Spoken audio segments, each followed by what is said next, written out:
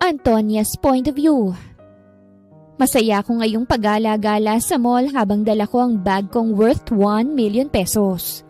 Ito'y matapos kong mabili sa bagong open na branch ng isang branded na bag dito sa aming lungsod. May meet up kami ng mga friends ko sa isang French restaurant, kaya't nauna na akong pumasok at naupo sa nakareserbang upuan para sa amin. Nilapag ko ang aking bag sa lamesa at kinuhanan ng litrato. Agad ko itong pinost sa social media at dumadagsa ang libu-libong likes at 100 comments. Well, anak ba naman ng isang Ramon Lacroze? Isang bilyonaryong kilalang kilala hindi lang dito sa lupang kinabibilangan ko, kung hindi pati na rin sa abroad. I'm his only daughter kaya't lahat ng gusto ko, nakukuha ko. Ako rin ang susunod na tagapagmana sa mga ari-arian niya. Pero dahil masyado pa akong bata, I'm still free to do what I want. At wala siyang pakialam doon at kasali na ron ay ang pagwawaldas ng pera. May nabili nga akong kotse last week pero hindi ko pa nagamit ever since dahil naging busy na rin ako sa pagbili ko pa sa iba pang mga gusto ko. Antonia Veronica! Napatayo ako mula sa kinauupuan ko nang dumating ang aking kaibigang si Felisa. Anak ng isang congressman na may mga negosyo rin. Isa siya sa mga kaibigan ko at nagkakasundo kami. Oh my goodness! Is that the latest bag from your favorite brand? Maarte niyang pagkakasabi ng makitang bag ko. Yup, binili ko yan kahapon and it's very nice. Anikot nakipagbeso-beso sa kanya. Oh my gosh, you're so lucky Bago pa kasi ako nakakalabas sa bahay My gosh, my parents is very maarte talaga at ang OA din. Nagbar lang ako, nag-grounded na ako because they thought I have a boyfriend. Kahalikan ko lang naman yun. And nothing else. Umupo na siya sa upuan niya. Well, hindi ganun si Dad. Although I have this annoying bodyguard, natakasan ko na naman siya ngayon kaya let's jam! At nagtawanan kami. Matapos naming mag-friendship date ng aking kaibigan na si Felisa, ay naghiwalay na kami para umuwi na sa aming mga bahay. Sobrang saya ko pa nga dahil ang dami kong nalaman tungkol kay Felisa today. Kaso nga lang, pagdating ko sa bahay, nagtataka ako nang nakitang bukas ang kwarto ko. Dali-dali akong nagtungo roon at nanlaki ang mata ko nang makita ang mga kasambahay sa loob ng kwarto ko. What's the meaning of this? Ani ko na nagpatigil sa kanilang lahat. Hindi nakinig ang mga kasambahay at nagpatuloy lamang sa kanilang ginagawa. Nakita ko pa na kinukuha nila ang alahas ko at isinisilid sa isang basket. Lumapit ako sa kanila para pigilan sila. Oh my gosh! Bakit niyo kinukuha ang mga alahas ko? This is all mine. Wala kayong karapatan na kunin sa akin to. Agad ko itong kinuha mula sa kanila at niyakap ang mga ito. Utos po ng iyong ama na kunin ang mga alahas niyo, Ma'am Antonia. Mahinahong sambit ni Manang Yolanda, ang head maid sa mansyon. Ano? And why? Why would he? My dad loves me at kailanman hindi niya kinukuha mga bagay na sa akin. Agad na ibinaling ko ang aking tingin sa kaliwang banda nang marinig kong isang pagbagsak. Namilog ang mata ko nang makita na bukas na ang aking walk-in closet. Agad-agad akong lumapit doon at napasinghap nang makita na inilalagay sa isang karton ang mga magagandang damit ko. What are you all trying to do? Bakit niyo kinukuhang magagandang damit ko?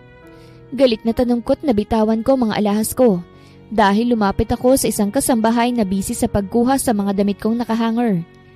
Agad kong itinulak ang babae at sinamaan siya ng tingin. Get out of here! All of you! Hanggat wala si Daddy rito, hindi ako papayag na hawakan niyo mga gamit ko. Galit na galit kong sabit kumuyom ang kamao ko. Nanginginig ng buong katawan ko sa galit. Ang kapal na mukha ng mga to! Naibaling kong tingin sa isang lalaking kapapasok lang sa walk-in closet ko na mas lalong nagpakulo sa dugo ko. Huwag mong sigawan ng mga maid dito dahil ginagawa lang nila ang trabaho nila. Malamig na sabi sa akin ni Archimedes, ang bodyguard ko na siyang tauhan din ni Daddy. Natawa ko't lumapit ako sa kanya kahit hanggang dibdib lang niya ako. Mas makapangyarihan ako sa kanya at tiningnan ko siya at tinaasan siya ng kilay. So, Ikaw ang nagpautos sa kanila na kunin ang mga gamit ko? Sobra namang sip-sip mo kay Daddy. You want promotion? Gusto mo napapabor si Daddy sa'yo kaya sinusunod mo rin ang gusto niya? We're just doing our jobs, Miss Antonia. Malamig na sabi niya sa akin at umigting pa ang panga niya. Well, this job is illegal. Wala kayong karapatang kunin ang mga gamit ko. Ang daddy mo ang boss namin kaya't siyang susundin namin. Nalaman ng daddy mo na gumastos ka ng 5 milyon sa isang araw. Hindi niya nagustuhan ang ginawa mo. Nabalita pa sa social media kaya't gusto niyang kunin ang mga nagasta mo at kasali na rin ang kotseng binili mo. Pati ang kotse mo kukunin din. Nalaglag ang pangako. What? Binalingan niyang tingin sa kasambahay na nandito sa closet. Kunin niyo yung mga sexing damit at itapon niyo. Malamig niyang sabi sa katumalikod. Kumuyom ang kamao ko at walang kaalam-alam tungkol sa totoong nangyayari. Dahil hindi lang naman ang mga binili kong alahas at damit ang kinuha sa akin, pati na rin ang gadgets ko at card. Hindi ko maintindihan ang biglaang pagbabago na ito at hindi rin masagot ang mga tanong ko ngayon dahil wala naman si Daddy rito. Nasa business trip siya at hindi rin ako magtatanong sa Archimedes na yon. Hindi ko maintindihan kung bakit nangyari ito. Wala naman pakialam si Dad sa ganito eh. He always spoils me dahil ako lang naman ang nag-iisa niyang anak. Wala naman akong mommy dahil namatay noong ako'y ipinanganak. Kaya't hindi ko maintindihan kung ano bang issue. Nang sinubukan kong tawagan si Daddy sa telepono, hindi niya sinasagot ang tawag ko. Kaya napasabunot na lamang ako sa aking buhok sa sobrang inis at walang magawa kung hindi nanlumo na lamang. Kinabukasan, napabangon ako dahil may biglang nagbukas ng pinto. Nang tingnan ko kung sino ito ay nag-activate ang inis ko sa kanya. Umagang-umaga pa lamang kasi sinisira niya na agad ang umaga ko. What are you doing here?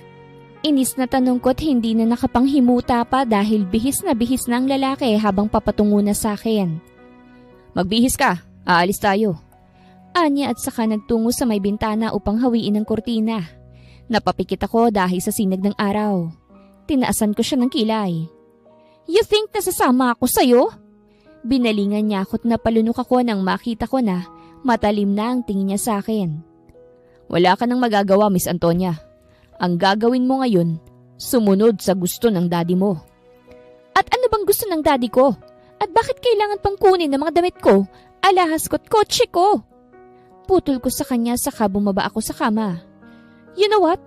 I'm not here para sundin ang gusto mo. You think I will let a man like you control me? Napamaywang siya sa sinabi ko't napailing. Hindi ako nandito para kontrolin ka. Sinusunod ko lang ang utos ng daddy mo. Eh kasi, aso ka. Because this is my job. At kung ayaw mong sumama, peperesahin na lang kita. Sambit niya sa akin at bago pa man ako makatakbo, ay mabilis siyang nakalapit sa akin at saka niyakap ang tuhod ko. Napasigaw ako sa ginawa niya at akmang sasapakin siya nang bigla niya akong binuhat na parang sako. Napasigaw ako sa ginawa niya at sinapak-sapak ang kanyang likod. What are you doing? Put me down! Sigaw ko. Shut up! Lumabas kami sa kwarto na buhat-buhat niya ako ng ganon. Medyo nakakahiya pa dahil naka-lingerie lang ako at ang walang hiyang lalaking to ay pwersahan akong kinuha. Saan mo ba ako dadalhin, ha? Manang Yolanda, please help me! Sambit ko nang makita ko si Manang Yolanda. Umiling lang sa akin si Manang Yolanda at lumapit kay Archimedes. Kaya't agad nang tumigil sa paglalakad ang lalaki. Ikaw na munang bahala sa kanya, iho. Alam kong kakayanin mo siya. Ani Manang Yolanda kay Archimedes na siyang hindi ko maintindihan. Salamat, Manang Yolanda. At nagpatuloy sa paglalakad si Archimedes palabas ng bahay. Sigaw lang ako ng sigaw habang ginagawa ko yon at kinakalmot ko rin ang makakalmot ko sa kanya. Wala siyang reklamo o hindi man lang siya nasasaktan kaya't mas lalo lamang akong nainis. Lintik ka talaga! Biglang lumabas sa bibig ko. Natigil si Archimedes sa paglalakad at saka sinilip ako. Halos mahilo ko dahil baliktad ang tingin ko. Hayop ka! Dagdag ko pa. Buwisit ka! Bumuntong hininga siya at saka nagpatuloy sa paglalakad hanggang sa makarating kami sa itim na Jeep Wrangler. Umawang ang labi ko lalo na nang binuksan niyang front seat at padabog akong inupo roon. Hindi pa nga ako nakaka-recover sa aking pag-upo ay nilagyan niya na ako ng seatbelt. Nang tiningnan ko siya ay busy siya sa paglalagay ng seatbelt ko. Sa'yo ba to? Mahirap ka, hindi ba? Mahal ang ganitong sasakyan. Natigilan siya sa katiningnan ako. Inirapan ko siya at tinampal ang kamay niya na nasa ibabaw na ng hita ko. Hindi niya ako sinagot at padabog na sinarang pinto. Umikot siya patungo sa driver's seat at pumasok na siya sa loob. Saan ba tayo pupunta? Tanong ko.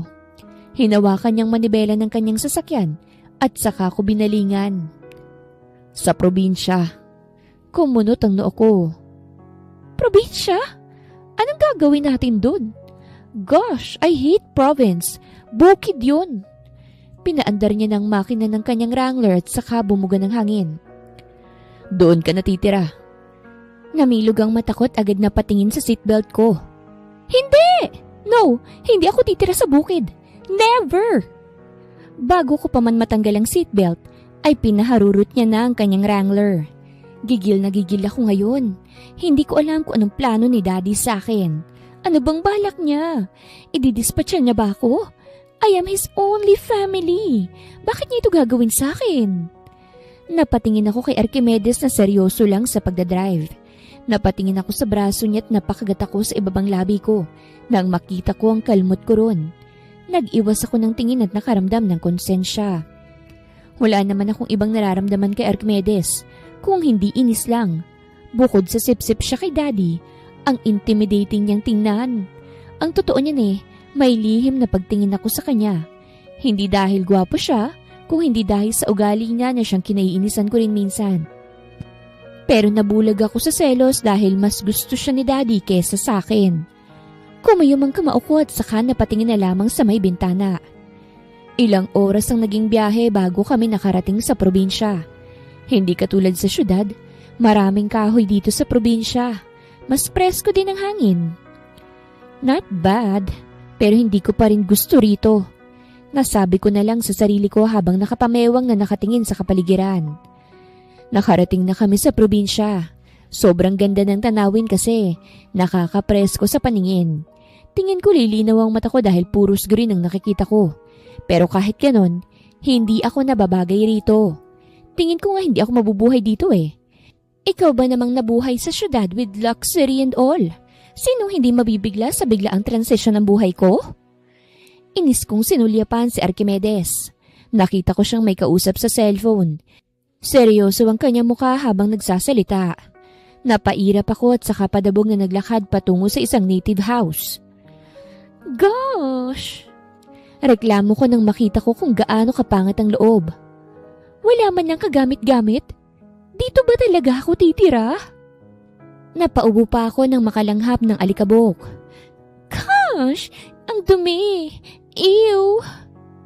Lilinisin natin yan. Narinig kong sabi ni Archimedes. Agad ko siyang nilingon. Natin? No! Ikaw ang maglilinis. Umangat ang gilid ng labi niya. Tayong dalawa lang ang narito, Miss Antonia. Wala kang magagawa kung hindi ang tulungan ako. Nagulat ako nang nilaharan niya ako ng walis. Hindi ko namalaya na may hawak na pala siyang walis. Nang hindi ko tinanggap, kinuha niya ang kamay ko at pwersahan niyang pinahawak sa akin at sa kanya ako nilagpasan at nauna na sa paglilinis. Nanatili lang akong nakatayo sa may pintuan. Hindi makapaniwala. Buong buhay ko hindi pa ako nakahawak ng walis at mas lalong hindi pa ako nakapag-try maglinis. Binitawan ko ang walis sa inis kaya't napatingin siya sa akin. Sa tingin mo talaga mapapasunod mo ko? Uuwi ako. Hindi ko alam kung bakit ako nandito. Kahit si Dad mismo, ayaw akong pinahihirapan. Kahit hindi ko alam kung bakit nangyayari sa akin to. Nagsalubong ang kilay niya. Wala kang magagawa kung hindi tulungan ako, Miss Antonia. At isa pa, mahalaga na marunong kang maglinis ng bahay lalo na't babae ka. Hindi nakakaganda sa isang babae ang hindi marunong sa gawaing bahay. Pagkatapos niyang sabihin sa akin yun ay nagpatuloy na siya sa paglilinis. Inis kong pinulot ang walis at padabog na sinunod kung anong ginagawa niya. Bakit ba kasi marumi ang pinili mong bahay? Ang yaman-yaman ni Dad tapos marumi ang madadatnan ko? Is this really serious? At dahil buwisit na buwisit ako sa kanya, nilakasan ko ang pagwalis kaya't ang alikabok ay napunta sa pagmumukha ni Archimedes. Natigilan siya sa pagwawalis at napaubo. Malademonyo akong napangiti at nagpatuloy. Gusto kong tawagan si Daddy pero wala akong phone. Si Archimedes lang naman ang may phone sa aming dalawa. At kung manghihiram ako, sigurado ako na hindi siya magpapahiram. Ang dami kong reklamo sa pinuntahan namin. Walang maayos na banyo, walang shower, walang magandang kama, at higit sa lahat, walang aircon. Bagsak ang balikat ko kinabukasan nang nilapagan ako ni Archimedes na mga damit. Nang tingnan ko mga ito, ay napangiwi ako. This is not the type of clothes na sinusuot ko. Reklamo ko at ibinalik sa kanya mga damit na bigay niya. Magmumukha akong manang dyan. Umigting ang panga niya. This is the only clothes na available. Then, bibili tayo. Siguro naman may perang ibinigay si Dad sa'yo para sa pangangailangan ko, di ba? Tutal, sabi mo nga siya yung gusto na pumarito ako. I don't have any idea kung bakit ako nandito at kung bakit kailangan akong nandito. Hindi siya nagsalita at nanatili lang siyang nakatingin sa akin. Bumuga ako ng hangin. O, pwede bang pahiramin mo ko ng cellphone? Tatawagan ko lang si Dad. Umiling siya sa akin. Walang perang ipinadala ang daddy mo. Nalaglag ang panga ko. Ha? Imposible. Baka naman binulsa mo. At bakit ko naman gagawin yun? Nagtangis ang bagang ko. Kasi sip-sip ka. Siguro masaya ka ngayon dahil pinaranas sa akin ng ganito. Alam mo na I cannot survive in this place. Kaya siguro palihim mo kung tinatawanan. Hindi niya yata nagustuhan ang sinabi ko dahil nagdilim ang kanyang paningin. Naitikom ko ang aking bibig at akmang aalis na sana sa harap niya nang bigla niyang hinapit ang aking bewang. Kaya't napasinghap ako at napunta ako sa matigas niyang dibdib. Para akong napaso sa ginawa niya dahil agad ko siyang itinulak. Ngunit masyado siyang malakas kaya't hindi ako nakalaya sa kanya. Napapikit ako nang hawakan niya ang baba ko. Ramdam ko ang pagbilis ng tibok ng puso ko dahil sa kaba. Bakit ka ba inis na inis sa akin? Noon pa man. Kahit nung parehas pa tayong nag-aaral, inis na inis ka na sa akin. Naramdaman kong kanyang hininga sa aking tenga kaya't mas lalo akong napalunok. Sabihin mo lang kung may gusto ka sa akin. Anyat mahinang humalakhak sa aking tenga. Napasinghap ako't naimulat ko ang aking mga mata. Wala kasi akong makitang rason kung bakit ka inis na inis sa akin Kaya siguro, may gusto ka sa akin. Sa gilid ng mata ko'y bumaling siya sa akin. Sobrang lapit na ng kanyang labi sa aking kaliwang pisngi. Pero, pasensya na Hindi ako nagkakagusto sa isang spoiled brat. Parang sinaksak ang puso ko sa narinig. Ayokong mahalata niya na nasasaktan ako. Kaya't itinulak ko siyang palayo sa akin at saka taas noo siyang tiningnan. Ang asyumero mo naman! Hindi kita gusto! At sino ka ba para magustuhan ko? Ang daming lalaki sa mundong ito. Tapos sa'yo ako magkakagusto? Naiinis ako sa'yo dahil nakakainis ka naman talaga. Buwisit ka. At nag-walk out ako. Bago pa man ako nakalayo sa kanya, ay narinig ko ang kanyang pahabol na sinabi. Hindi ko rin type ang mga babaeng nagmumura. Umigting ang pangako sa kanilingon siya. Di hayop ka. At saka tuluyan na akong nag-walk out. Ayaw niya pala sa spoiled brat at nagmumura? Bakit siya dito para samahan ako sa parusang ito? Consider as parusa na rin to sa akin dahil nilagay ako sa tahimik at pangit na probinsyang ito kasamang nakakainis na lalaking yun. Gusto ko sanang humingi ng tulong pero wala yata akong malalapitan dahil puros mga punong kahoy lang naman ang kapitbahay namin dito. Marami ang nangyari sa mga araw na nagdaang nanatili ako sa probinsyang ito. Una sa lahat, natiis kong suotin ang duster na sobrang pangit. Nakakawala ng ganda at sobrang haba. Pangalawa, natiis kong kumain ng pagkain na galing sa lata. At pangatlo, natiis kong matulog na walang aircon. Hanggang kailan ba tayo rito? Tanong ko isang araw habang nagsisibak ng kahoy si Archimedes sa bakuran.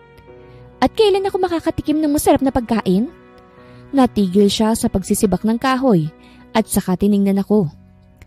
Kapag natuto kang magluto, makakatikim ka na ng masarap na pagkain. Umawang ang labi ko. Hindi ako marunong magluto. Tuturuan kita. At bakit kailangan kong matutong magluto? Marami kaming mga maids para magluto para sa akin.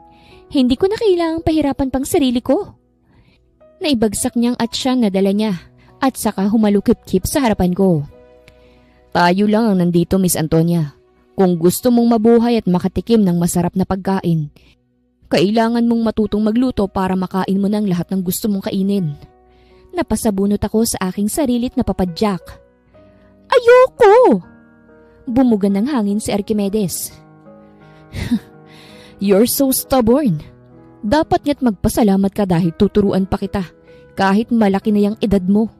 Yung ibang bata nga na nakatira sa probinsya marunong nang magluto.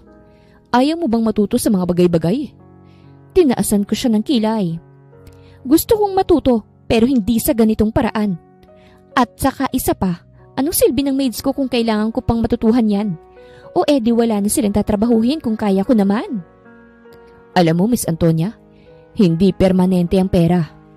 Anya saka pinulot muli ang axe na nabitawan niya. Kung palagi mo yang ginagasta para lang may kumilos sa mga bagay na kaya mo namang gawin, sayang lang din. Ayaw mo bang matuto? Hindi naman masamang matuto, Miss Antonia. At isa pa, hindi lang gawaing maid ang marunong magluto, maglaba, o kahit ang maglinis. It's necessary for all of us to know those basic chores. Hindi mo naman ikakapahamak yon kung matututunan mo. You will thank me later on. Hindi ako nakapagsalita. And don't reason out na may kasambahay ka na tuturo sa'yo. I know you. Hindi ka nakikinig sa kanila. Kung gusto mo ng tulong ko, lapitan mo lang ako. Hindi lahat na idadaan sa sigaw at pagsusungit, Miss Antonia. At nagpatuloy na siya sa pagsisibak ng kahoy. Hindi na ako muling nagreklamo at tiniis na lamang ganitong klaseng parusa. Hindi ko alam kung anong kasalanan ko kay Dad at kung bakit niya ginawa sa akin to. Napagtanto ko kung puro lamang ako reklamo, ay wala rin naman akong mapapala. Ngayon, sa isang linggo kong naninirahan dito, first time kong humarap sa isang kalan. Nanginginig ang kamay ko habang unti-unti kong sinisindihan ng isang papel na nasa gitna ng mga kahoy na sinibak ni Archimedes noong nakaraan. Kabadong-kabado ako dahil itong unang beses na gagawin ko ito. Gutom na kasi ako at wala pa si Archimedes dahil nagpaalam na may lalakarin daw siyang saglit. Itlog lang naman ang lulutuin ko pero hindi ko alam na ganito pala kahirap. Halos nakipagdirigma ako sa mantikat na paso pa ako. Ang niluto kong itlog ay napagod at hindi ko alam kung makakain pa ba ito o hindi. Nangilid ang luha ko sa aking mga mata, tiniis kong kainin ang niluto kong itlog na pagod. Wala pa rin si Archimedes at kinakabahan ako na baka iniwan niya na ako dahil napuno na siya sa akin. Daddy? Tumulo ang luha sa aking mga mata. Bakit mo ba ako pinapahirapan? Hindi ako sanay sa ganito, Dad. I really don't know how to cook. Wala akong kaalam-alam. Akala ko pa naman mahal mo ko. Akala ko importante ako sa'yo because I'm your only family. But to experience this kind of things without you is hard. Sinabi ko yon sa gitna ng pagkain ko ng pagod na itlog. Simula nang tumira ko rito, hindi na ako nakakain ng maayos. Siguro na-enjoy ni Archimedes na pahirapan ako. And guess what? Nagtagumpay siya. Nagtagumpay siyang pahirapan ako ng ganito. At sa kalagitnaan ng paghihirap ko, napagtanto ko rin na baka ito na ang karma ko. Sa lahat ng bagay na ginastos ko, ngayon ko nalaman na mahirap pala kapag walang-wala ka. Kung noon, masyado akong nandidiri sa mga pulubi. Ngayong naranasan ko na kung papaano maghirap, papaano pa kaya sila. Grabe, pinamukha ni Archimedes sa akin yon nang hindi ko namamalayan. Isang buwan na akong nananatili sa probinsya na ito at wala pa ring sagot sa mga tanong ko. Napansin ko rin ang pagpayat ko dahil sa mga pagkain dito. At isa pa, minsan lang nagluluto si Archimedes at tingin ko'y sinadya niyang sarapan every time na magluluto siya para mag-crave ako lalo. Ang sama! Ngayon, narinig ko na may bati sa lugar na ito. Gusto kong puntahan dahil wala akong magawa. At isa pa, maagang nawala si Archimedes. Kaya baka makita ko siya doon. I want to have a deal with him. Sumakit agad ang tuhod ko kahit hindi pa malayong nilalakaran ko. Maybe because hindi ako sanay sa paglalakad dahil may sasakyan naman ako. at mas sanay ako doon. At isa pa, bukid dito. Gosh! Hindi ko alam kung ilang minuto na ako naglalakad pero mas naging maingat ako dahil nalaman ko mula sa Google noon na maraming wild animals dito sa kagubatan. Baka may makasalubong ako and I don't want to die. Huminto ako sa paglalakad nang may mapansin akong tubig. Umawang ang labi ko at nakaramdam ng excitement. Ito na ba yung sinasabi nila na batis? Akmang tutungo na sana ako ron ngunit parang may glue ang suot kong tsinelas dahil bigla na lamang akong napahinto. Lalo na nang may napansin akong imahe. Namilog ang matakot na patitig nang makita ko si Archimedes na nakatalikod sa akin. Nasa batis, tahimik na naliligo. Napalunok ako at kitang-kita ko talaga ang hubog ng kanyang katawan. Ang nagpakuha ng atensyon ko ay ang kanyang dragon na tattoo sa kanyang likod. Ang hot niyang tingnan. Napakagat na lamang ako sa ibabang labi. Gusto mo bang sumali? Nagulat ako nang bigla siyang nagsalita. Hindi magandang namboboso. Namilog ang mata ko nang lumingon siya sa banda ko at binigyan ako ng isang malademonyong ngiti. Uminit ang buong mukha ko sa hiya at hindi malaman ang gagawin. Hindi kita binobosohan. Hindi ko alam na nandirito ka pala. Rason ko at nag-iwas ng tingin. Nang tiningnan ko siya'y nataranta ako nang unti-unti siyang maglakad paalis sa batis. Nakatopless lang siya at tanging shorts lang ang suot niya. Kung ganon, bakit ka nandito? Pwede mo naman akong hindi tingnan ang nakita mo ko dahil wala ka namang pakialam sa akin, hindi ba? You hate me, Miss Antonia? Malamig niyang sabi. Ano bang gusto mong iparating kung ganon? Na may gusto ko sa'yo? Akala mo magugustuhan ko ang isang katulad mo? Tanong ko sa kanya at pinamayawangan ko pa siya. Tinaasan niya ako ng kilay. Napasapo naman ako sa aking noo at saka natatawa ko siyang tiningnan. Sige, aaminin natin. Gwapo ka, may itsura. Maganda ang pangangatawan mo. Sa tingin ko nga nasa iyo ng lahat ng pinapangarap ng isang babae. Pero that doesn't mean that I like you. Nagulat ako nang ngumiti siya sa akin. So, nag-agwapuhan ka rin pala sa akin. Akala ko bulag ka, Miss Antonia. Namilog ang mata ko. Ano? Sumeryoso ang kanyang tingin sa akin at saka napasinghap ako nang bigla niyang inilagay ang kanyang kamay sa likod ko. At itinulak ako patungo sa kanya. Hindi sinasadyang nailapag ko ang aking palad sa kanyang basang dibdib at para akong napaso. Isa lang naman ang gusto kong mangyari, Miss Antonia. Hinawakan niyang baba ako at pinatingin ako sa kanya. Pumungay ang kanyang mga mata. Matuto ka sa lahat at babalik ang dati mong buhay. Nandito ka para matuto, hindi para maikulong. Kumunot ang noo ko. Anong ibig mong sabihin? Hinaplos niya ang baba ko at inilapit niya ang kanyang mukha sa akin. Kaya't ilang pulgada na lang ay maghahalikan na kami. Learn the basic chores, Miss Antonia. Tanggalin mo ang pagiging spoiled brat mo. Huwag kang magmumura. Learn to be humble all the time. Learn to be a good lady at ipakita mo yan sa daddy mo. Hindi ako makapaniwala sa narinig. Iyon ba ang gusto ni daddy para sa akin? Wala namang masama sa gusto ng daddy mo, Miss Antonia. Anya at saka tinanggal niya ang kanyang kamay sa aking baba at saka umatras. Gusto niya lang na mapabuti ka. Your dad loves you so much. Wala ka ring dapat na ikainggit sa akin. Napasinghap ako at gulat na gulat sa kanyang huling sinabi. Tipid siyang ngumiti at saka kinuhang tuwalyang nakasabit sa kahoy. Pinag-isipan ko ang kanyang sinabi. Sigurado ako na may rason si daddy kung bakit gusto niya na matutuhan ko yon. Sa 25 years ko dito sa mundo, kailanman ay hindi ako pinakialaman ni daddy. Since I am his only family, binibigay niyang lahat sa akin. Kapag may gusto ko, wala siyang reklamo basta lang maging masaya ako. Kaya naman nang lumipas ang ilang araw, naisipan ko na suklian ang lahat ng ibinibigay ni daddy sa akin. Lumapit ako kay Archimedes na parang maamong tuta. Turuan mo ko. Determinado kong sabi na nakaupo na si Archimedes sa maliit na sala sa native house nito. Turuan mo ko sa lahat ng bagay. Tinaasan niya ako ng kilay. Are you really sure that you want to learn? O baka gusto mo lang matuto para makaalis na tayo rito? I want you to learn and apply it in your everyday life, Miss Antonia. Hinabaan ko ang pasensya ko. Tumango ako. Oo, Archimedes. Totoong gusto kong matuto. Ngumisi siya ng nakakaloko. Humalukip-kip siya at pinasadahan pa ako ng tingin.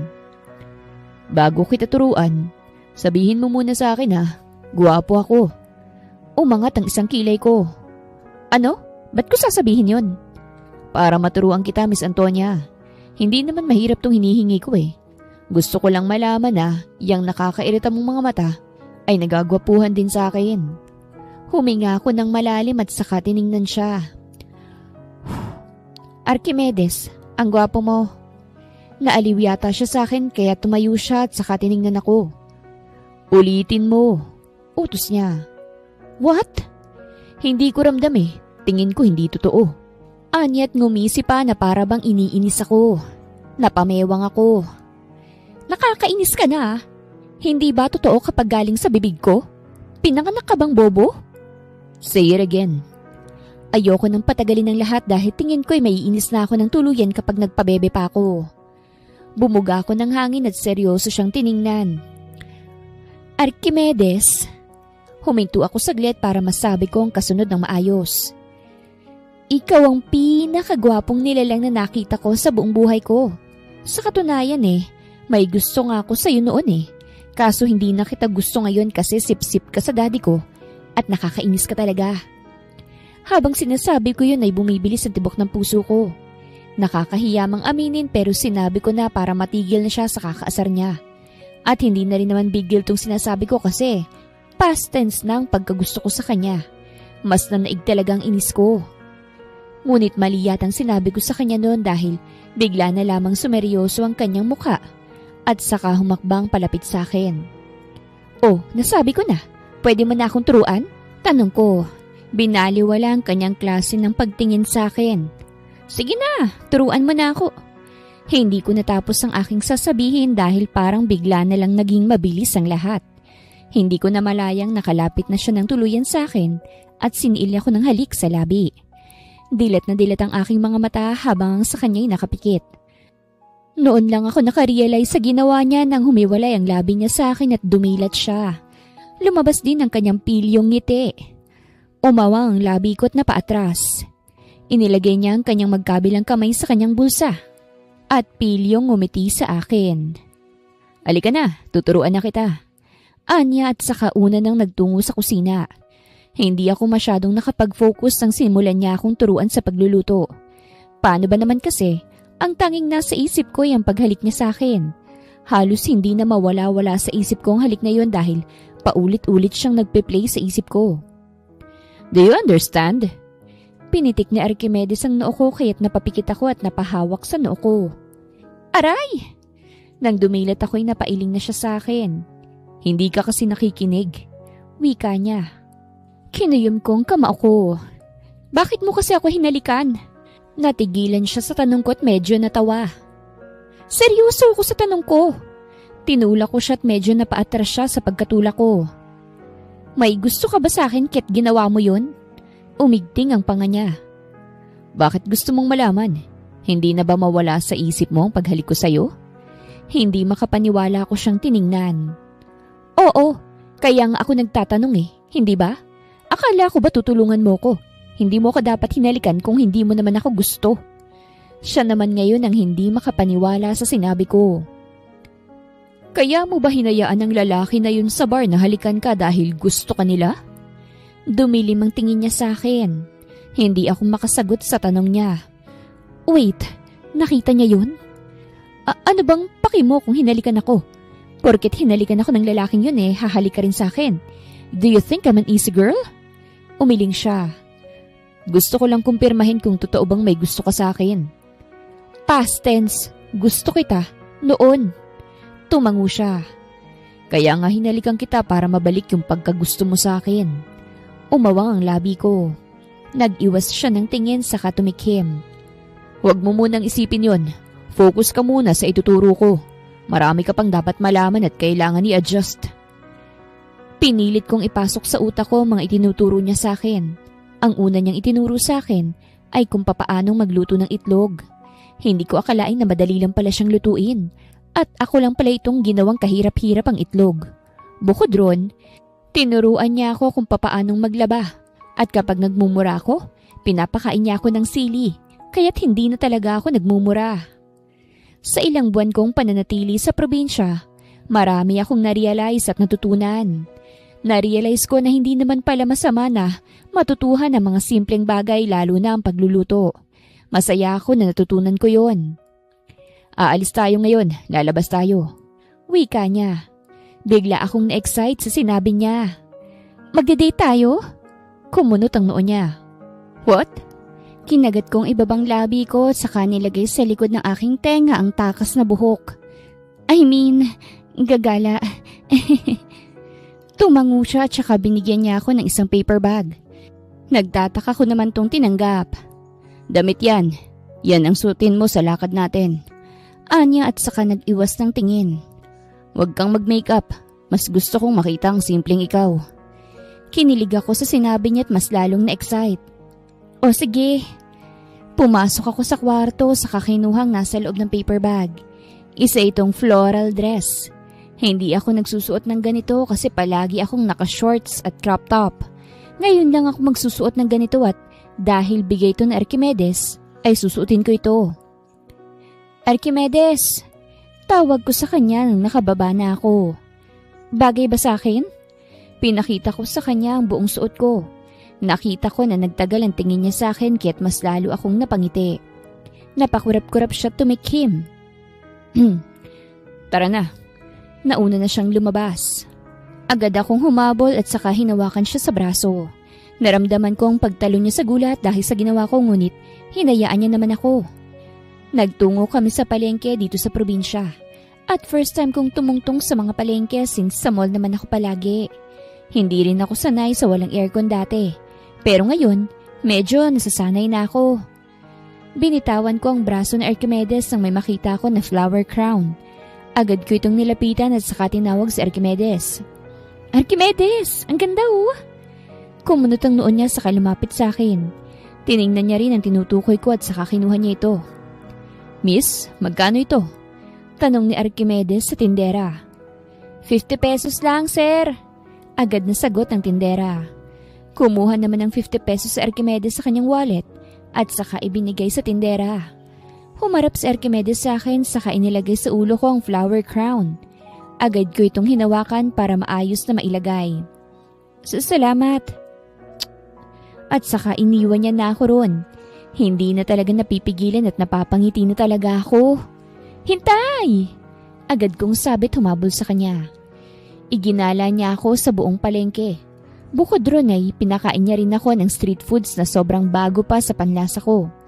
Nung una nandidiri pa nga ako sa tinatawag nila na fishball. Ngunit nang matikman ko, halos ayaw ko nang tumigil sa pagkain. Last na to, paalala niya sa akin. Baka naman sumakit ang tiyan mo. Tumango ako saka ngumiti sa kanya. Nakita kong natigilan siya saglit. Umiling siya saka nagbayad muli kay kuyang tindero na ngayon ay nagpipigil na ng ngiti. Ang kalat mo namang kumain. Anya saka lumapit sa akin. Para kang bata. Tumigil saglit ang pagtibok ng puso ko nang pinunasan niya ang kalat sa may labi ko gamit ang malinis na panyo. Saglit lang niya yung ginawa at saka lumayo na sa akin. Kumain ka na. Uuwi na tayo pagkatapos. Tumango ako sa kakinain ng bagong lutong fishball. Matapos namin kumain ng street foods, ay naglakad-lakad kami palabas ng palengke. Nauuna siya sa akin at ako'y nakatingin lang sa likod niya. Na-appreciate kong araw na ito sa totoo lang. Hindi siya magarbo gaya ng kadalasan kong nararanasan. Simple lang siya. At ang mga kinakain namin ay mga mura lang. At totoong masaya ko lalo na't nakasama ko si Archimedes. Tumigil ako sa paglalakad at saka huminga ng malalim. Archimedes! Tumigil sa paglalakad si Archimedes at saka nilingon ako. Nginitian ko siya. Gusto kita. Umawang ang labi niya sa sinabi ko. Ngumiti ako lalo. Totoo ang sinabi ko. Gusto kita. Walang masyadong katao-tao sa dinaraanan naming kalsada. Kaya't dinig na dinig ang boses ko. And thank you. Mas lalo siyang nagulat sa thank you ko na once in a blue moon ko lang sasabihin. For not giving up on me? Natiis mo ang pagiging spoiled brat ko at mabuti pa rin ang turing mo sa akin. Salamat sa pagtuturo sa akin sa mga bagay-bagay. I'll promise na i-apply ko yun kapag babalik na tayo. Totoo ba yung sinasabi mo? Oo. Hindi ako kadalasang nag-thank you pero malaking pasasalamat ko sa'yo. I realized how bad I was as a lady. Just because anak ako ng isang milyonaryo, hindi ko na pwedeng danasin ng mga simpleng bagay. Akmang lalapit na sana siya sa akin nang may biglang huminto na van sa gilid ko. Kumunot ang noo ko't nakita kong namilog ang mata niya. Bago pa man makalapit si Archimedes sa akin, ay bumukas ang pinto ng van at lumabas ang nakamask na mga lalaki. At walang sabi-sabing hinila ako papasok sa van. Bago pa man ako makasigaw, ay tinakpanan nila ng panyong ilong ko at unti-unti akong nahilo hanggang sa nawalan ako ng malay. Nagising ako sa isang abandonadong building. Nakahiga ako sa sahig. Nakatali ang aking mga kamay at paa. Hindi lang yun, may tape ding nakatakip sa aking bibig, kaya't hindi ako makapagsalita. Narinig ko ang halakhakan ng mga kalalakihan at sobrang bilis ng tibok ng puso ko dahil sa takot. Anong nangyari? Nasaan si Archimedes? Oh, gising na pala ang girlfriend ni Archimedes eh. Napatingin ako sa lalaking maraming tato. Halatang tuwa sa kanyang mukha nang sinabi niya yon, kaya't ang mga kasama niya ay napatingin na rin sa akin. Oo nga, gising na pala eh. Lumapit sa akin ang may tatong lalaki at pinaupo ako. At tinanggal niya ang tape sa aking bibig kaya't hinabol ko ang aking hininga. Ang galing talagang mamili nitong si Archimedes.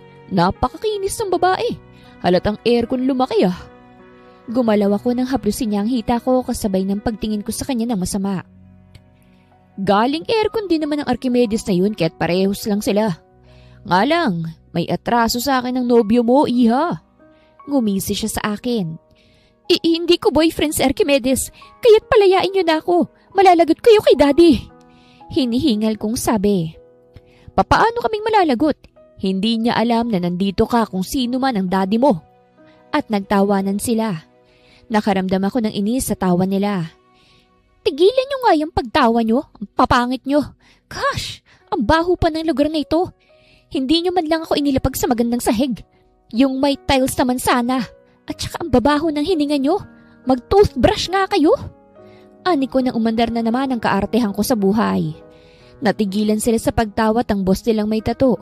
Na-trigger yata sa salitang pangit. Kaya't hinawakan ang mukha ko ng mahigpit. Sinong pangit ha? Ako? Ako? Galit niyang sigaw. Oo, ikaw. Ikaw ang pangit. Napasigaw ako nang bigla niya akong sinampal kaya't napahiga ako sa sahig. Nagulat ang mga kasamahan niya sa ginawa niya at ako naman ay napapikit dahil sa sakit ng kanyang pagsampal. Boss, hinay-hinay lang. Baka mapatay tayo ni Archimedes niyan. Abay wala akong pake. Tawagan niyo na at sabihing sobrang sarap ng nobya niya. Kinagat ko ang ibabang labi ko para pigilan ng sariling maiyak. Buong buhay ko hindi pa ako nasampal. Kahit iritang-irita na si daddy sa kaartehan ko sa buhay, hindi niya ako pinagbubuhatan ng kamay. Sila lang, mga walang hiyang to. Sino ang mga ito at anong ginawa ni Archimedes para gumawa ng katangahan sa buhay ang mga lalaking to? Ang papangit na nga hindi pa bumawi sa ugali, mas pumangit pa kamo. Tinawagan nga nila si Archimedes at sumagot ito. Sobrang kalmado ng boses na parabang wala lang sa kanya na nadukot ako. Nasa amin ang girlfriend mong siraulo ka. Magpakita ka sa amin. Ang tagal namin hinintay na umuwi ka sa probinsya. Galit na sigaw ng lalaki at ni-loudspeaker pa ang phone niya. Wala akong girlfriend, Chokoy. Ano sinasabi mo dyan? Boses ni Archimedes. Ha? Anong wala kang girlfriend? Anong tawag mo sa babaeng to? Lumapit ang lalaki sa akin at itinapat sa akin ang cellphone. Magsalita ka! Archimedes! Sambit ko sa pangalan niya. Hindi siya nagsalita kahit nakaramdam ako ng kaba. Magsalita ka naman dyan! Who are those people? Bakit nila ako dinukot? Hindi kita boyfriend, di ba? Kaya't bakit ako damay sa problema mo? Hindi pa rin siya nagsalita kaya't mas lalo akong kinabahan. Kapag talaga hindi mo ako niligtas dito, kamumuhi ang kita ever. Alam mo ba kung nasan ako ngayon? Nasa mabahong lugar ako. Inilayo na ng lalaki ang phone niya at siya na ang kumausap kay Archimedes. Oh, narinig mo yon? Magpakita ka na, Archimedes. Akala mo nakalimutan ko ng kasalanan mo sa aking hayop ka? Ikaw ang dahilan kung bakit nahuli ng mga pulis si Papa noon. Masyado kang sip-sip, porket mayaman ka. Kaya mo na kaming tapak-tapakan. Humarap ka sa akin at pagbayaran mong ginawa mo sa papa ko. Ah, sip-sip na pala si Archimedes noon pa. Kaya pala nakakagigil. At tama bang narinig ko? Mayaman si Archimedes? Mayaman si Archimedes? Napalingon sa akin ng lalaki. Aba, hindi mo alam? Malamang hindi ko naman siya nobyo kaya't hindi ko alam. Sarkastiko kong sabi. Humagalpak siya ng tawa. Aba Archimedes, hindi pala alam ng babaeng to na sobrang yaman mo. Baka totoong nagkamali lang kami sa napulot na babae. Talagang nagkakamali kayo. Hindi ko yung kaano-ano sa Archimedes. Bodyguard ko lang siya at malalagot siya kay Dad dahil hindi niya ako nabantayan ng maayos. Hindi nga ako pinahihiga sa sahig eh. Kayo lang. Nagulat siya. Ano? Nagbabodyguard siya? Oo. Ay sira ulo. Nagbabodyguard ka pala? Ang bodyguard ay may bodyguard. Si Archimedes, marami ang bodyguard tapos magbabodyguard sa isang babae. Sinong niloloko mo, miss? Talagang girlfriend ka ba ni Archimedes? Hindi ko nga siya boyfriend. Ano ba? Hindi ko na natapos ang sasabihin ko dahil bigla na lamang gumuho ang kisame na kinatatayuan ng mga kasamahan niya. Sabay kaming napalingon doon at nakita ko si Archimedes na agad sinugod ng dalawang lalaki. Aba, dumating rin. Alika rito. Napasinghap ako nang itinayo ako ng lalaking may tattoo at inakbayan. Napaigtad din ako nang tinutukan niya ako ng kutsilyo. Nakita ko na nakipaglaban si Archimedes at hindi man lang siya nahirapan. Sa suntok niya pa lang, agad na tumba ang dalawa kaya't inatras na ako ng lalaking nakaakbay sa akin habang tutok pa rin sa leeg ko ang kutsilyo. Dumating ka pala. Naisahan mo kami ah. Hindi namin alam na nasa kisame ka na pala. Paano mo nagawa yun? Huwag mo siyang idamay sa away natin, Chokoy. At bakit? Malalagot ka sa tatay nito dahil bodyguard ka? Bakit ka naging bodyguard? Hindi pwedeng trip lang sa sobrang yaman mo. Baka trip mo itong babaeng to. Namilog ang mata ko sa sinabi niya. Ano bang kailangan mo, Chokoy? Alam mo kung anong gusto ko, Archimedes. Kung ayaw mong masaktan ng babaeng to, palabasin mo ng tatay ko sa kulungan. At bakit ko palalabasin ng kriminal? Hindi kriminal ang tatay ko. Hindi kriminal ang pagdukot sa akin noon. Hindi kriminal ang perahan ng magulang ko para sa sarili niyong interes. Napakabuti ng pamilya ko sa iyo, Chokoy. Pero nabulag kayo sa mga gusto niyo't naging masama sa amin. Hindi masama ang ginawa ko noon. Tama lang na nagsumbong ako sa pulis nang matigil ng kasamaan. At isa pa, adik ang tatay mo. Mas mabuting naroroon siya sa kulungan nang mapagtanto niya naman ang ginagawa niya. Ngayon sa ginagawa mo, mukhang gusto mo yatang sumunod sa kanya. Natawa lang ang lalaki at napasinghap ako nang idiin ang kutsilyo sa akin. Di mabuti. Kung ayaw mong ibigay ang gusto ko, hindi ko rin ibibigay sa iyong babaeng to. Diba? Nilingon ako ng lalaki at nagpumiglas ako nang bigla niya akong hinalikan sa pisngi. Hindi ko siya magawang itulak dahil nakatali naman ang kamay ko. Pati na rin ang paa ko. Akala ko iaabot na siya sa labi ko pero bago pa mangyari yun, ay lumuwag ang pagkakahawak niya sa akin. Yun ay dahil binato siya ni Archimedes ng baril sa ulo. Kaya't napaatras ito at nahilo. Mabilis na lumapit si Archimedes at tinuluyan ito hanggang sa nawalan to ng malay. Archimedes' point of view. Nailigtas ko si Antonia mula sa mga kaaway ko. Hindi siya umimik nang umuwi kami pero ramdam kong kanyang takot sa kanyang mukha. Hindi ko maiwasan ang sisihin ng sarili ko.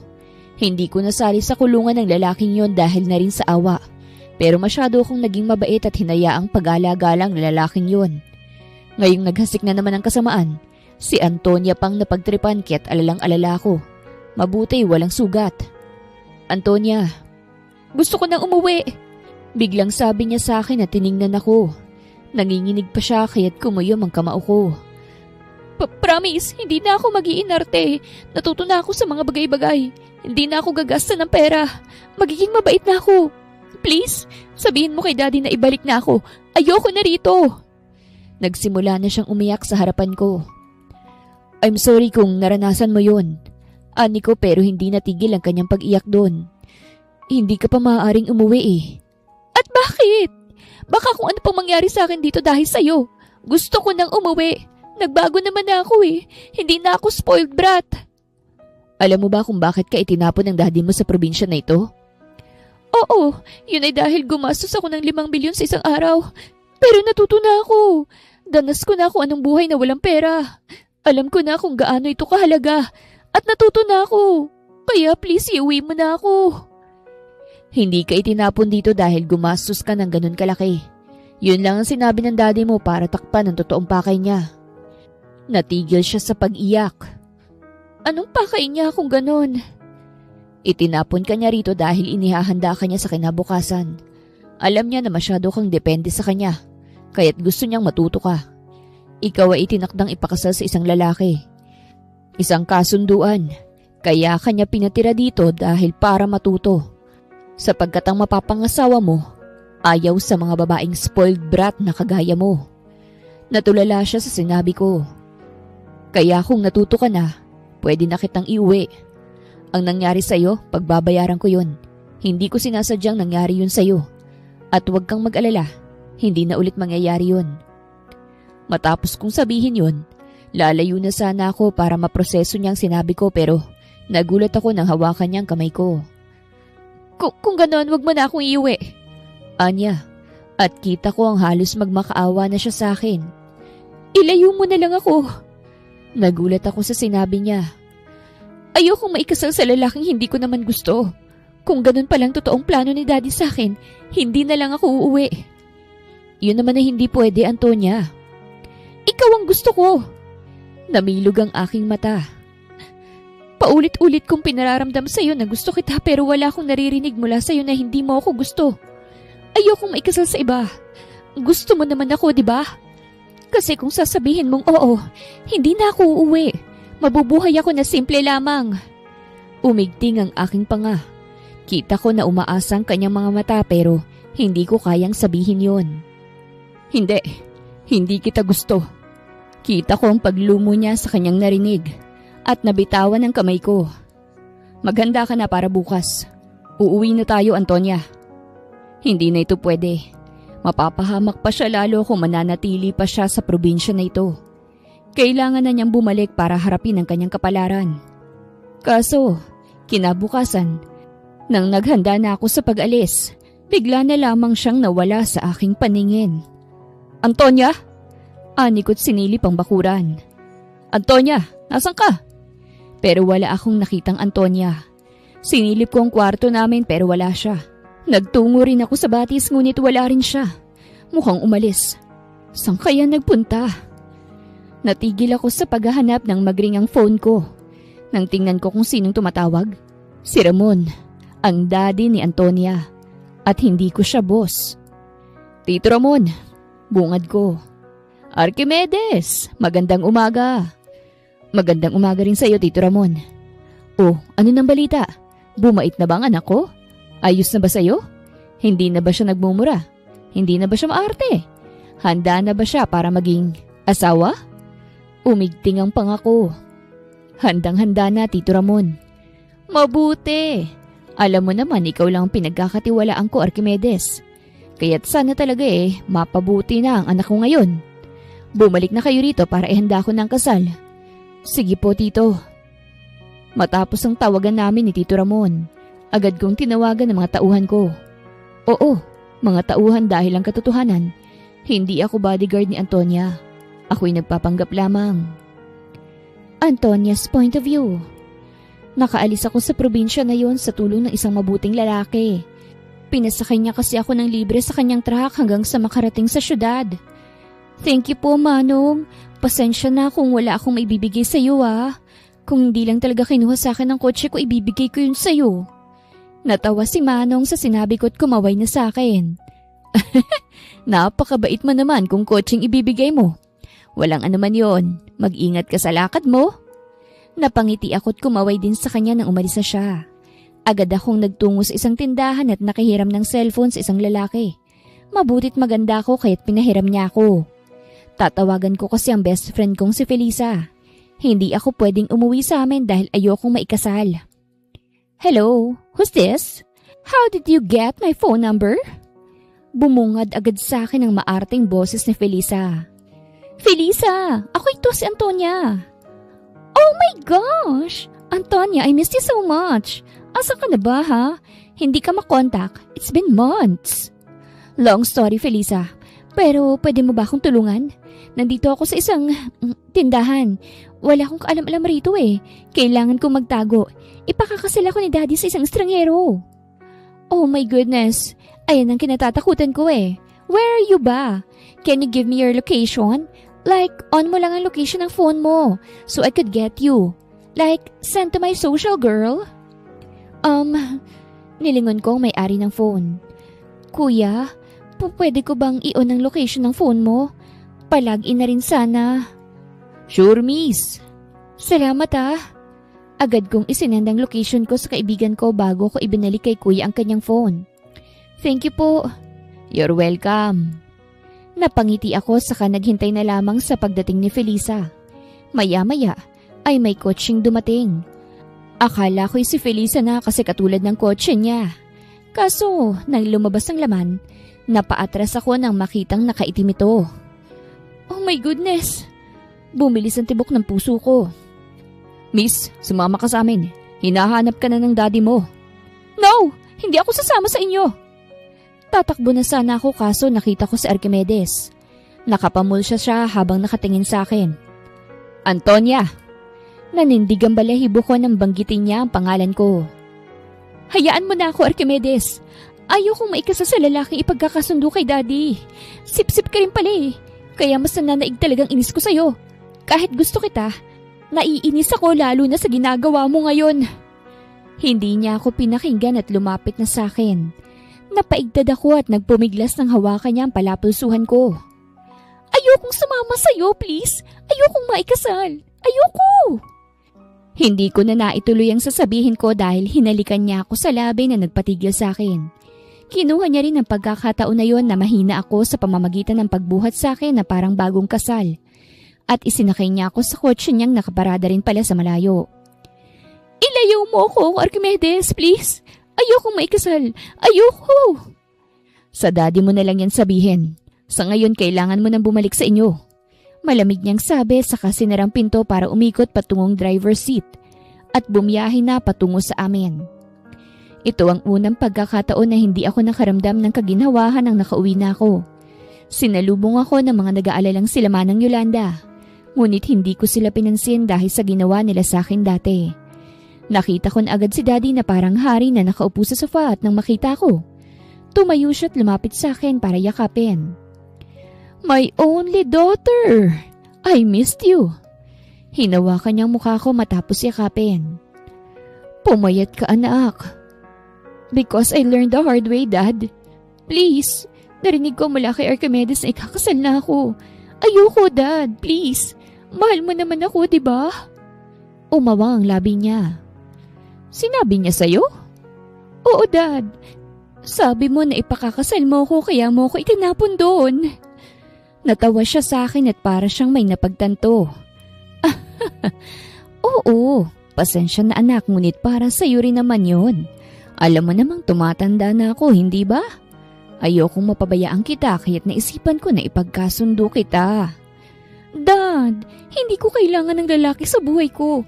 Ayokong maikasal sa hindi ko naman gusto. Pero magugustuhan mo naman siya, iha. Para sa'yo rin naman to eh. Hindi naman ako pipili ng pangit. Lahat ng bagay, ibinigay ko sa'yo anak.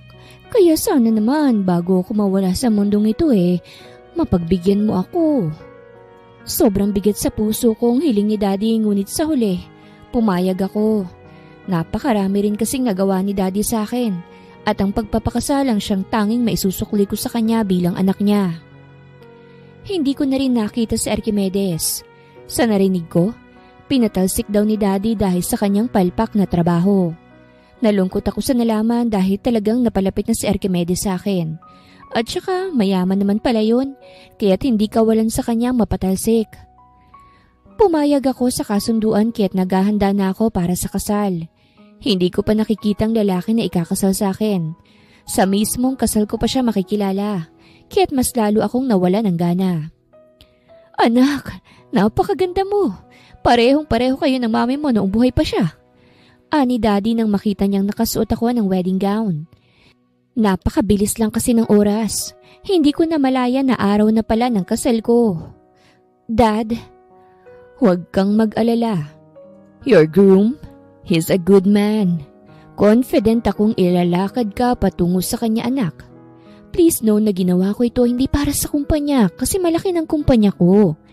I'm a billionaire and my daughter deserves someone. At sa kanya ko lang yun nakita. Kaya sana magustuhan mo, anak. Nakagat kong ibabang labi ko at napapikit na lamang nang halikan ako ni Daddy sa noo. Siguro, kailangan ko nang tanggapin na hindi sa lahat ng panahon makukuha ko ang gusto ko. Nalimitado lang ang kalayaan ko at may hangganan. Siguro kailangan kong tanggapin para hindi mabigat na sa dibdib. Nang nasa simbahan na kami, sobrang bonggang pa-entrance ko.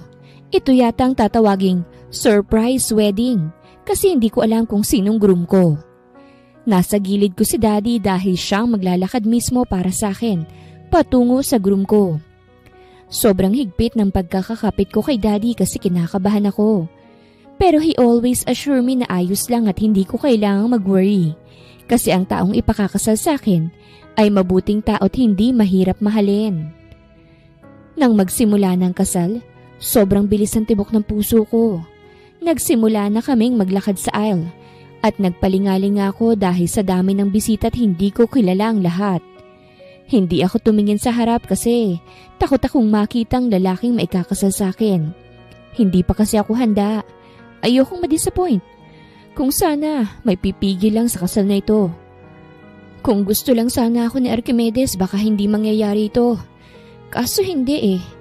Kaya lang niya akong halikan at yakapin pero hindi niya ako totoong gusto.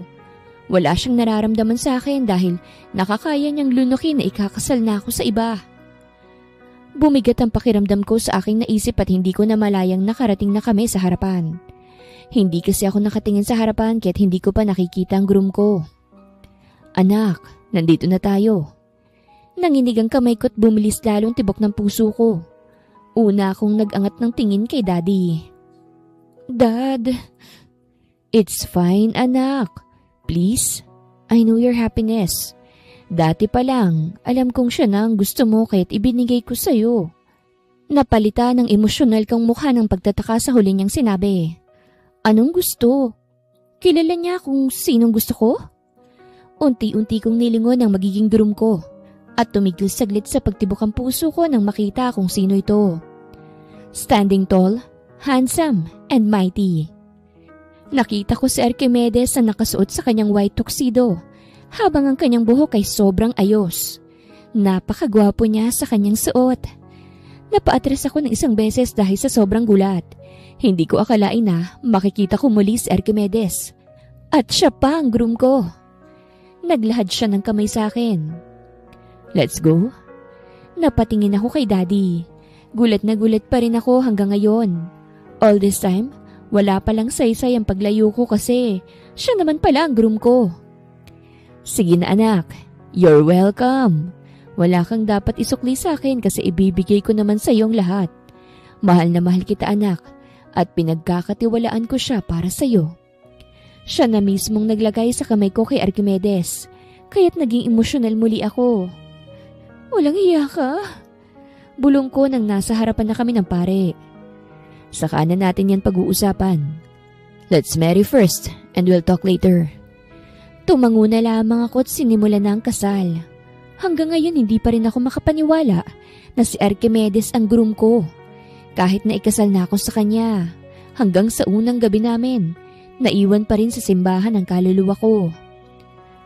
Antonia. Ano yun? Maghubad ka na. Ha?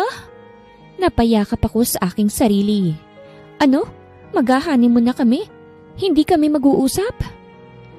Pwede bang mag-usap muna tayo bago tayo magganyanan? Marami ka pang ipaliliwanag sa akin, Archimedes. Ang lahat ng ito. Mahal kita. Matagal na. Umawang ang labi ko. Hindi ako bodyguard mo pero nagpanggap lamang ako. Alam yun ng daddy mo kasi sinabi ko sa kanya na interesado ako sa iyo. Nasabi niya, pwede kong gawin ang lahat para sa ikakabuti mo dahil hindi pwedeng palagi na spoiled brat ka. Pasensya na kung mas pinaikot ko pang sitwasyon. Natatakot ako na kapag nalaman mong ako talaga, baka talikuran mo ko. Kahit nung sinabi mo na gusto mo ko, hindi ako nakampante doon. Talaga bang mahal mo ko? Oo, hindi naman ako nandirito sa harapan mo kung hindi. Ikaw, alam ko lang na gusto mo ko. Pero mahal mo ba ako? Hinawakan niyang baba ko para mapatingin ako sa kanya. Mahal mo ba ako, Antonia? Sa pangalawang beses na pagtatanong niya sa akin, bumilis ang tibok ng puso ko. Nagkatinginan kaming dalawa at nakita ko ang pagpungay ng kanyang mga mata. Mahal ko na nga ba si Archimedes? Kung hindi mo kayang sagutin, ayos lang. Ang mahalaga, kasal na tayo. Akin ka na. Anong gagawin mo kung sasabihin kong mahal na rin kita? Tanong ko nang tatalikod na sana siya. Napatingin siya sa akin. Ano? Mahal kita at panatag ako na sa iyo ko na ikasal, Archimedes. Sumeryoso ang kanyang mukha dahil sa sinabi ko at hinapit ako para humalik sa aking labi. Panatag ako na kay Archimedes akong ikinasal. Siya rin ang parang tinuruan niya lang ako sa probinsyang yon para maihanda sa kanya. At kung babalikan kong panahon na yon, natatawa na lamang ako. Mabuting asawa si Archimedes. Pinasyal niya ako sa kanila at doon ko napagtanto na mayaman pala talaga siya at maraming mga lupain. Ipinakilala niya ako sa magulang niya na sobrang bait at simple lamang. Kaya naman hindi na ako nagtaka na simple lang din si Archimedes. At humble pero marami palang ipagmamalaki. Kaya ang akala kong isang bangungot na kasal ay isa palang maganda at payapa na buhay na aking tinatahak kasama si Archimedes, ang aking asawa. Wakas.